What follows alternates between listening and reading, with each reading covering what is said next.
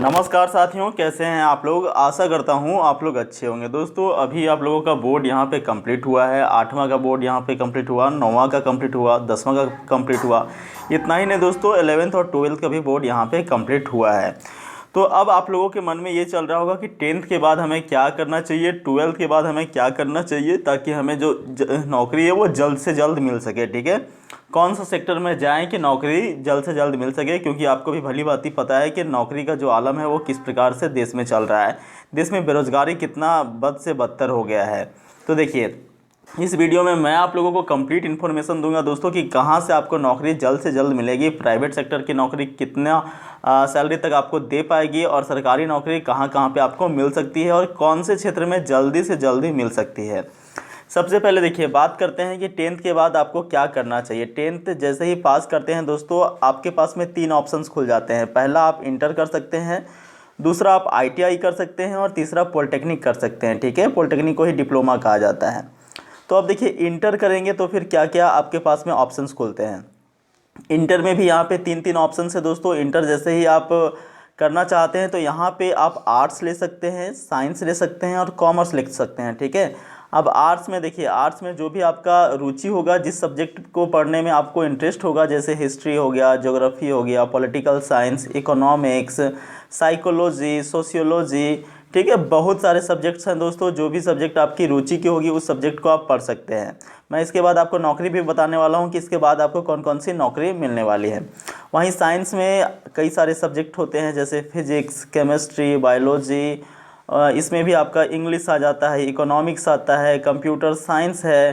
ठीक है, तो इनमें से भी जो भी आपकी रुचि की सब्जेक्ट है दोस्तों, उसे आप ले सकते हैं। वहीं कॉमर्स की बात करें तो इसमें भी मैथ हो गया, अकाउंट्स हो गया, BST हो गया। ठीक है, बहुत सारे सब्जेक्ट्स हैं। अब बात करते हैं नौकरी यहाँ पे क्या मिल सकती है। देखिए दोस्तों, आप इंटर कर लेते हैं ना, इन तीनों में से किसी भी स्ट्रीम से, चाहे फिर आर्ट्स से हो या फिर साइंस से हो या फिर कॉमर्स से हो, आपको प्राइवेट सेक्टर में कहीं पे भी नौकरी नहीं मिलेगी इंटर की डिग्री दिखा करके। ठीक है, कि आप इंटर पास हो गए हो, अब हमको नौकरी चाहिए, तो प्राइवेट कोई भी कंपनी के अंदर इस तरह की हायरिंग नहीं होती है 12th बेसिस पे। ठीक है, तो आपको 12th बेसिस पे डायरेक्टली प्राइवेट कंपनीज़ के अंदर जॉब नहीं मिलती है। हाँ दोस्तों, सरकारी क्षेत्र में मैं आपको बताना चाहूँगा, यदि आप आर्ट्स से किए हैं या फिर कॉमर्स से किए हैं, ठीक है, इन दोनों से यदि आप करके रखे हुए हैं आपका 12th, ठीक है, तो ऐसी स्थिति में दोस्तों आपको जो है वो जॉब मिल सकती है। कहाँ कहाँ पे, तो देखिए, SSC के अंदर MTS की वैकेंसी आती है, मल्टीटास्किंग स्टाफ की। SSC के अंदर CHSL की वैकेंसी आती है। ठीक है, हायर लेवल की, हायर सेकेंडरी लेवल की। तो ये महत्वपूर्ण 2 वैकेंसी आती है SSC के अंदर। SSC GD एक वैकेंसी आता है दोस्तों, जिसमें आपका BSF है, CRPF है, CSF है, ठीक है, ITBP है, ये सारे कांस्टेबल्स हैं। ठीक है, ये आर्ट्स और कॉमर्स के लिए है। और दोस्तों यहाँ पे आप बहुत सारे सेक्टर में जा सकते हैं, और बहुत सारे गवर्नमेंट सेक्टर में जॉब होते हैं, जैसे रेलवे के अंदर भी आप जा सकते हो। ठीक है, तो बहुत सारे ऑप्शंस खुल जाते हैं आर्ट्स और कॉमर्स करने के बाद सरकारी क्षेत्र में।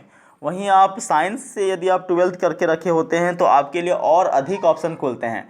जितने मैंने आपको फॉर्म बताए यहाँ पे कि आप यहाँ पे SSC में MTS, CHSL, रेलवे में ग्रुप D, ठीक है, ये सब, और उसके बाद स्टेट पुलिस हो गया, BSF हो गया, ये सब में तो जा ही सकते हो। बट यहाँ पे यदि आप साइंस करते हो ना, तो इन सब के अलावा, ये सब में तो आप जा ही पाओगे, लेकिन इन सब के अलावा आप आर्मी के अंदर टेक्निकल पोस्ट में जा सकते हैं, नेवी के अंदर जा सकते हैं, एयरफोर्स के अंदर जा सकते हैं। ठीक है, तो कई सारे ऑप्शंस और अधिक खुल जाते हैं। और इसके बाद चाहे साइंस करने के बाद तो आप जो है वो BSc कर सकते हैं, उसके बाद आप इंजीनियरिंग कर सकते हैं, डॉक्टर बन सकते हैं। तो कई सारे ऑप्शन साइंस से यहाँ पे खुल जाते हैं। ठीक है, तो साइंस तो खैर काफ़ी महत्वपूर्ण हो जाता है दोस्तों, क्योंकि साइंस के बाद आपका सभी क्षेत्र में नौकरी की जो है वो चांसेस बढ़ जाते हैं और कई सारे सेक्टर खुल जाते हैं। ठीक है भाई, वहीं आर्ट्स और कॉमर्स में आपका एक लिमिटेड एरिया होता है, उसी सेक्टर में आप जा सकते हो। बट यहाँ पे साइंस में सभी सेक्टर्स के लिए जो है रास्ते खुल जाते हैं। ठीक है, तो ये साइंस वालों का फ़ायदा है, स्पेशली जिनको आर्मी के अंदर जाना है, जिनको नेवी के अंदर जाना है, एयरफोर्स के अंदर जाना है, जिनको इंजीनियर बनना है, जिनको डॉक्टर बनना है। ठीक है, तो उन सभी के लिए ये जो है साइंस वो काफ़ी ज़्यादा रास्ता जो है वो क्लियर कर देता है, आसानी से आप जा सकते हो। ठीक है, तो यहाँ तो आपको ये कंप्लीट हो गया दोस्तों कि आपको कोई भी नौकरी नहीं मिलने वाली है प्राइवेट सेक्टर में। ठीक है, सरकारी क्षेत्र में आप जा सकते हो।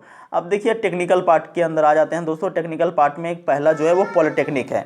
पॉलिटेक्निक के अंदर बहुत सारे ब्रांचेस होते हैं दोस्तों, जो मुख्य रूप से फेमस ब्रांचेस है जो झारखंड के अंदर कराए जाते हैं, जैसे कि गवर्नमेंट पॉलिटेक्निक आपका धनबाद हो गया, गवर्नमेंट पॉलिटेक्निक आदित्यपुर हो गया जो कि ये जमशेदपुर में है, ठीक है।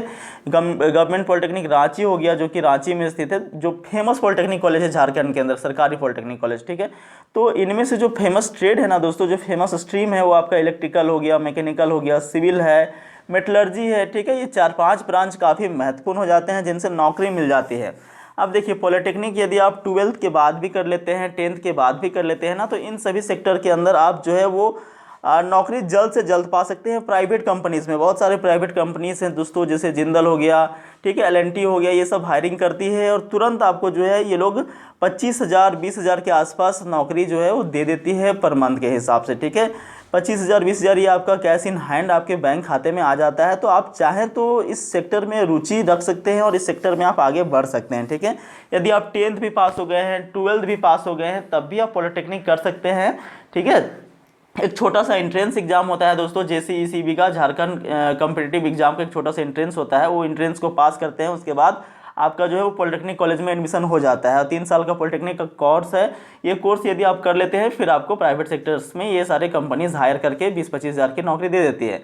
अब बात कर लेते हैं कि सरकारी क्षेत्र में क्या ऑप्शन है। सरकारी क्षेत्र में भी ऑप्शन है दोस्तों, आप जो है वो जूनियर इंजीनियर कहलाते हो यदि आप पॉलिटेक्निक करते हो। तो यहाँ सरकारी क्षेत्र में अगर बात करें तो SSC के अंदर जूनियर इंजीनियर की वैकेंसीज आती है, तो वहाँ पे आप भर सकते हो। वहीं दोस्तों रेलवे के अंदर जूनियर इंजीनियर की वैकेंसी आती है, वहाँ पे भर सकते हो। स्टेट लेवल में जूनियर इंजीनियर की वैकेंसी आती है, वहाँ पे आप जा सकते हैं, ठीक है। इतना ही नहीं, SSC के अंदर एक स्पेशल पोस्ट आता है सिलेक्शन पोस्ट के नाम से, उसमें भी जूनियर इंजीनियर की वैकेंसी आती है, तो वहाँ पे भी आप जा सकते हैं।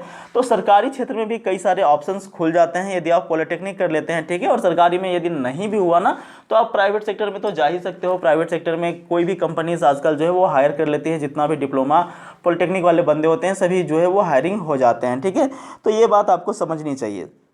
पॉलिटेक्निक वालों के लिए बहुत बढ़िया अवसर है, आप कर चाहो तो कर सकते हो, ओके। अब बात कर लेते हैं ITI वालों के लिए। देखिए दोस्तों, यदि आप ITI करना चाहते हैं ना, तो भी आप 10th के बाद कर सकते हैं, 12th के बाद कर सकते हैं, कोई इशू नहीं है। इसमें भी काफ़ी ट्रेड होते हैं, बहुत सारे ब्रांचेस होते हैं, जैसे आपका फीटर हो गया, इलेक्ट्रीशियन हो गया, टर्नर हो गया। तो कई सारे ट्रेड्स हैं दोस्तों, जो भी ट्रेड के अंदर आपका रुचि है उस ट्रेड में आप जो है अपना ITI को कंप्लीट कर सकते हैं। 2 साल का ये कोर्स होता है, ठीक है। आप चाहें तो सरकारी ITI से भी ITI कर सकते हैं। इसका भी एक छोटा सा हर साल जो है वो फॉर्म निकलता है।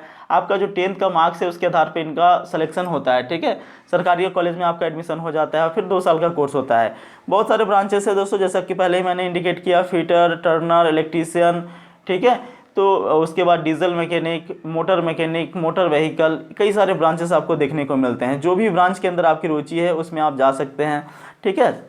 अब यहाँ पे जॉब की बात कर लेते हैं। देखिए प्राइवेट यदि आप ITI कर लेते हो तो आपको प्राइवेट सेक्टर में भी जॉब मिलती है और गवर्नमेंट सेक्टर में जॉब मिलती है। प्राइवेट सेक्टर के अंदर बात करें तो बहुत सारी कंपनीज यहाँ पे भी, जैसे मारुति सुजुकी हो गई, L&T हो गई, ठीक है, ये सब कंपनीज, सैमसंग हो गई, तो ये सब कंपनीज जो है वो आपको हायरिंग कर लेती है। इसमें आपका औसतन सैलरी जो है वो 15,000 प्लस रहता है, 15,000 प्लस रहता है। यदि आप ITI कर लेते हो तो आपका कैश इन हैंड सैलरी जो है वो पर मंथ 15,000 के आसपास आपको देखने को मिल जाता है, ठीक है।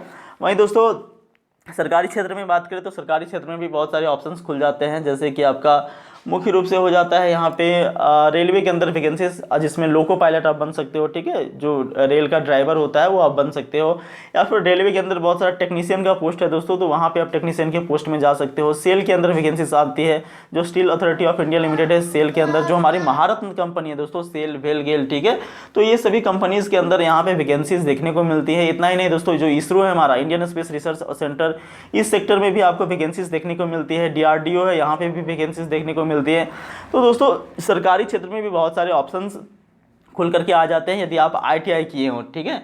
मुख्य रूप से यदि आप फीटर से या फिर इलेक्ट्रीशियन से किए हों तो यहाँ पे भी कई सारे ऑप्शंस खुलते हैं। हालांकि दोस्तों ये काफ़ी दोनों फेमस ट्रेड है और इसमें ऑप्शंस भी बहुत अधिक है, लेकिन इसमें भीड़ भी बहुत अधिक है, ठीक है। ऑप्शंस बेशक यहाँ पे ज़्यादा है लेकिन थोड़ा सा भीड़ भी अधिक है। बट आप चाहो तो इस सेक्टर में अपना रुख कर सकते हो और नौकरी आप कर सकते हो, ठीक है।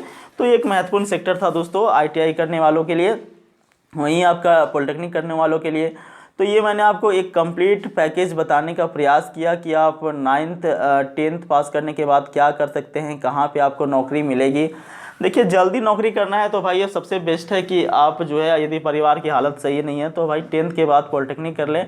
सिविल मैकेनिकल से कर लें या फिर मेटलर्जी से कर लें या फिर इलेक्ट्रिकल से कर लें, ठीक है। तो वहाँ पे आपको जल्द से जल्द प्राइवेट कंपनी जो है वो हायरिंग कर लेती है और 25-30 हज़ार का नौकरी आपको दे देती है। इससे आपका पारिवारिक स्थिति जो है वो जीने खाने भर तो हो ही जाता है, ठीक है। तो ये काफ़ी बढ़िया अपॉर्चुनिटीज़ है दोस्तों। बाकी अगर ये नहीं कर सकते हैं, क्योंकि पॉलिटेक्निक में आप प्राइवेट नौकरी भी करें तो भी आपका जो है वो औसतन 25 हज़ार के आसपास मिलता है। वहीं यदि आप ITI करें तो वहाँ पे आपका 15 हज़ार के आसपास आपको सैलरी देखने को मिलती है। तो इन दोनों में से जो रुचि हो आपका वो कर सकते हैं। पॉलिटेक्निक में थोड़ा सा पैसा खर्चा होता है, 1-1.5 लाख के आसपास आपका पैसा खर्चा हो जाएगा, क्योंकि आप कोई दूसरे जगह पे रहोगे, वहाँ पे रूम का रहना खाना ये सब अरेंजमेंट करने में थोड़ा सा पैसा लग जाएगा। ITI करते हो तो वही आपका 40 से 45 हज़ार के आसपास में हो जाता है। तो बाकी आपकी इच्छा दोस्तों, जो भी आप सेक्टर में जाना चाहें आप जा सकते हैं। तो और कोई समस्या हो, कोई क्वेरी हो, कोई आप लोगों का सवाल हो दोस्तों, तो कमेंट बॉक्स में ज़रूर पूछें। मैं आपके हर सवालों का यहाँ पे निश्चित तौर पे जवाब देने का प्रयास करूँगा। मिलते हैं दोस्तों अगले वीडियो में, तब तक के लिए नमस्कार।